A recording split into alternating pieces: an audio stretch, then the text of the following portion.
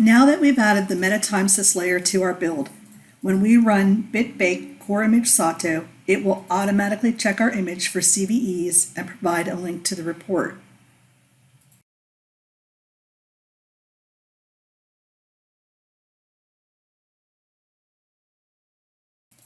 Let's click on the link to see the report.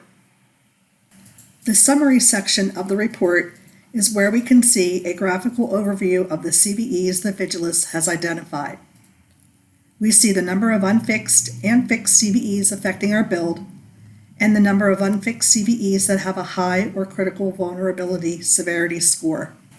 We can get a quick visual of the unfixed CVE count by severity as determined by the NVD, also known as the National Vulnerability Database. And we can also see the number of packages having resolved, unresolved, and no known CVEs. For both graphics in the summary section, we can change the information that is displayed by clicking on an item in the text above the graphic to toggle the information on and off. The next section is where we can see how our report has changed since our last scan. In this case, we see that 3 new CVEs affecting this build have been identified. Scrolling further down the report, we can take a closer look at the unfixed CVEs. In the unfixed CVEs section, there is 1 CVE found for curl. And by the plus icon we see here, we know that Vigiles has identified how to fix this CVE. Clicking on a CVE provides us with more details about it.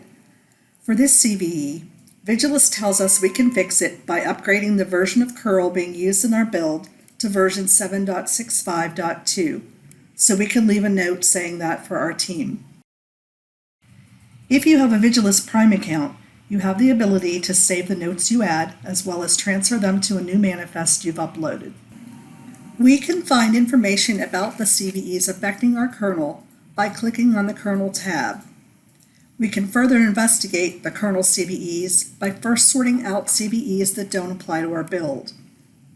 To see if we have the reported kernel options enabled, we can either check our kernel config file manually, or we can have the kernel options automatically parsed for us. To have the options parsed for us, we just have to click the Filter Results tab at the top of the page, select Kernel Config from the dropdown, and then upload our kernel config file. For this CVE, Vigiles has identified the minimum version of the kernel that contains a fix for it. By clicking somewhere within the CVE row, we can expand the information to see the kernel option that is affected by the CVE. And because we have a Vigiles Prime subscription, we get a link to the patch. And finally, if after our investigation we find this CVE is not one we need to address, we can whitelist it and shorten our unfixed CVE list. Moving through our report, the next section we come to is labeled Unfixed CVEs, Patch Not Applied. These are CVEs that have been fixed in the meta Timesys security layer and are only available to customers who've engaged with Timesys to maintain their BSP for them through the Timesys BSP Lifecycle Maintenance Service. If you are not a Timesys BSP Lifecycle Maintenance customer, you will need to triage the CVEs in this section in addition to the ones in the previous section.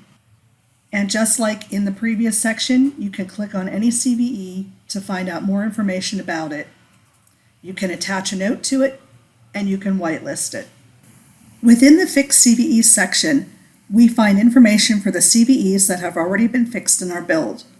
To confirm that the CVE has been identified and addressed, the report shows us the applied fix. The Vigiles CVE report also contains a whitelist section where we can find all of the vulnerabilities we've identified as ones we don't need to address, such as the kernel CVE we whitelisted earlier. If needed, we can unwhitelist any CVE we've previously whitelisted by locating it in this section and clicking the Remove from Whitelist button. Lastly, in order to provide a comprehensive vulnerability status for our product, our Vigiles CVE report will also list the packages in our build that have no known CVEs.